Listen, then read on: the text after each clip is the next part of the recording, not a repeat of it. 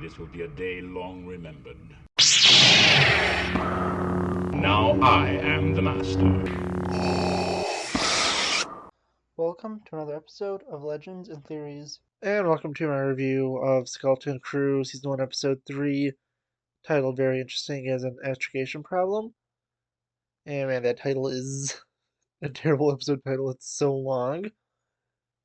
But this episode was honestly a lot of fun. Episode 2 is probably my favorite so far, but this one helps set up a lot more of the mystery and basically confirms a lot of stuff. It honestly confirms something that I didn't think they'd confirm until a lot later into the season, and that is Joe Donowwood is actually Captain Silva from the beginning of the first episode. I really never thought about it, but someone said it, and I was like, oh yeah, that makes a lot of sense. And I mean, it was an obvious thing. It was just one of those things where I wasn't really thinking about when I watched the episode, and I was keeping that one opening scene just a little separate, just as set up for the pirates. But then someone said it, and I'm like, oh yeah, that makes sense. It just isn't something that's been in the top of my head. And literally, when I just thought about it for literally like 2 seconds, it made sense. Now, going into this, honestly, it's a solid episode. It does have a lot going into it. And I think that this episode probably should have been partially combined with the previous one with the escape. And then they could have had a shorter episode just with this owl creature because I don't know, it just feels a little odd how this is like a direct continuation of last week's episode at the first part where they're escaping from prison, and then it does feel like it goes into a different episode. So that is a little odd, but due to the obvious fact that I think everyone said that this guy isn't going to be a Jedi. I mean, I don't think that I've heard one person say that they thought that Joe Nanawood is actually going to be a Jedi, and we know he is Captain Silvo now, 100% confirmed. But also, we also just know that he has all these other names across the galaxy, so at least currently we don't know his real name, but he is using a bunch of different names to have him, well, himself be known across the galaxy through different groups. And finishing up with his character, going to the kids. They're, again, really solid part of the show. They are a lot of fun, and the character of KB is supposed to be kind of like the smart one who sees through everything. I think that does make sense for her character and how she's been set up so far, and that she's the one to most obviously see through the act, although everyone besides kind of Wim sees the little errors in the story and don't fully trust him. Wim really does only trust him when he learns that he is not actually a Jedi and he never said he was one, and that he was just assuming that he was a Jedi. So that's honestly just a little interesting thing in that storytelling, but just going through it, we also know that they have no idea that Alderaan was destroyed. We hear them saying that little line where they're saying where we learned about the galaxy like Coruscant and Alderaan, and the owl says literally says, the so you guys missed the war, and they're like, what war? And then she really doesn't go into any more. So yeah, honestly, that's gonna be interesting to see what happens when they ultimately learn that, well, one, Alderaan was blown up by a Death Star, and for the figure out what a Death Star is, that there's been at least two wars that have happened in the time they've been separated from the galaxy.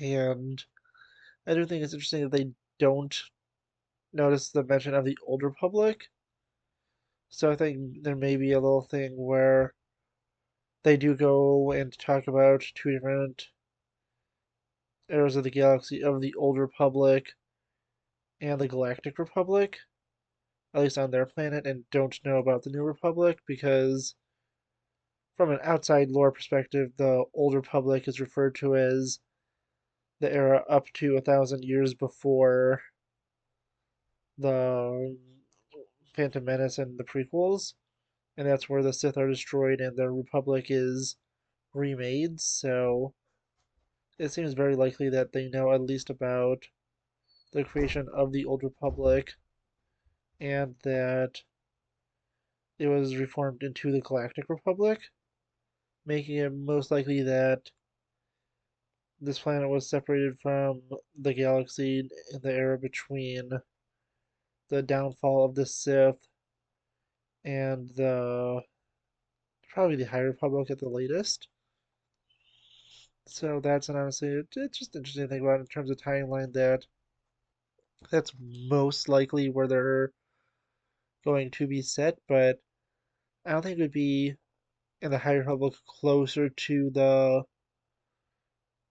modern day. I think that'd be closer to when the Republic was reformed into the Galactic Republic, since Tales of the Jedi and Sith are very prominent in this society, and it does sound like it's been separated for a long time and not just a couple hundred years because there'd be a good amount of beings that would have been alive during that era. Oh, let's just say most Wookiees would either have been alive or known someone who was alive since they're usually living to be at least 300 and I don't want to really mention it, but Chewbacca would have been alive during the Acolyte, and that was the end of the High Republic era, and he would have been like I think like 90. Don't quote me on that exact number. I just remember calculating it out because I felt like we were gonna have an unnecessary Chewbacca cameo, and I remember it being 90 at the oldest, maybe 70, but yeah, just honestly, Chewbacca could have appeared in that show, and I'm so glad they didn't force him in because, well, it should have been necessary. Completely, unrelated, but as I characters would have been alive during that era, and I think they would have been able to remember planets like these being separated, and some of them may have known where it was. And as I said, a main character being Chewbacca was alive during this era, so it is, as I said, extremely likely that they would know about it. So I think that it would be a lot more reasonable, making sense that as part of the transition from the Old Republic to the Galactic Republic, that the galaxy went and hid away some planets, or the Republic specifically, and it seems like those other planets were somehow destroyed. I do wonder how that did happen because I'm pretty sure Death Stars wouldn't have gone and destroyed them. Perhaps the planets were destroyed in natural disasters, or the protecting shield around them were destroyed, or something else like that. And just going through the rest of that mystery, it's just so interesting to look at because honestly, it's just an intriguing mystery, and I'll be the first to say this. I've heard this talked about in other places, but it's kind of sad that the Acolyte, which was said to be a mystery series, had not an interesting mystery, and this is just such an intriguing mystery to figure out what has actually happened because of that one scene at the beginning where they are confronted by the droids say that there is no way for them to go and get the kids because all transmissions off planet is prohibited, and once they're off the planet, there's nothing they could do. So I'm interested to see, and it looks like there are some people in charge of this planet.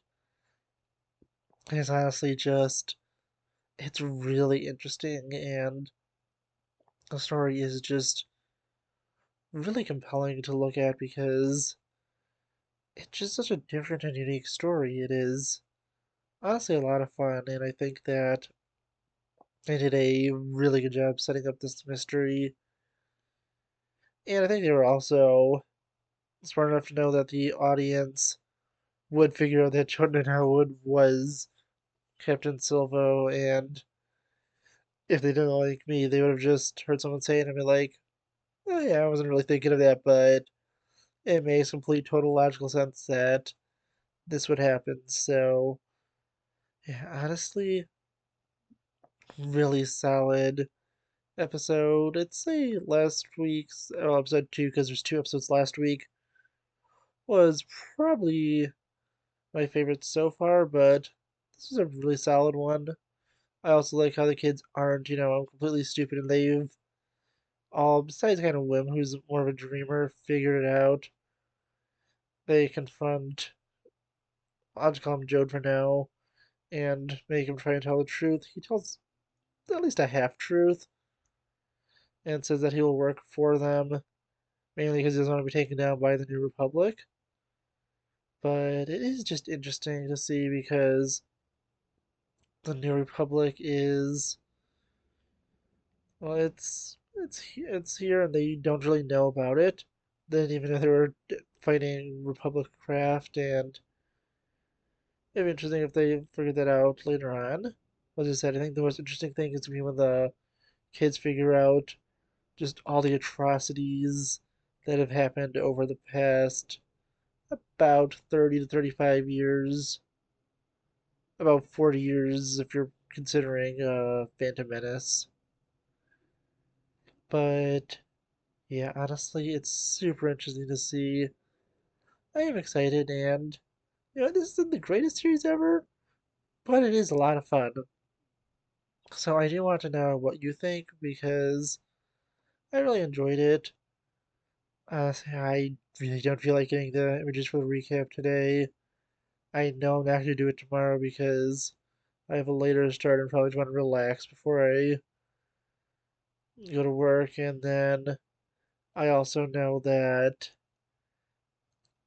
I'm probably not going to do it on Thursday, but if I do, it's just going to be getting the screenshots. And I have no time on Friday or Saturday, so the earliest day possible I can even start recording this is probably going to be Sunday. But yeah, I may just wait to do episodes 3 and 4 together. So we'll see about that. And I'll probably make a decision by the weekly update. So I want to know what you think. Please leave me in the comments, and I'll see you on the next episode of Legends and Theories. Thank you for watching this episode of Legends and Theories. Please subscribe, like the video, share the video, leave a comment, check out the video on screen, and may the Force be with you.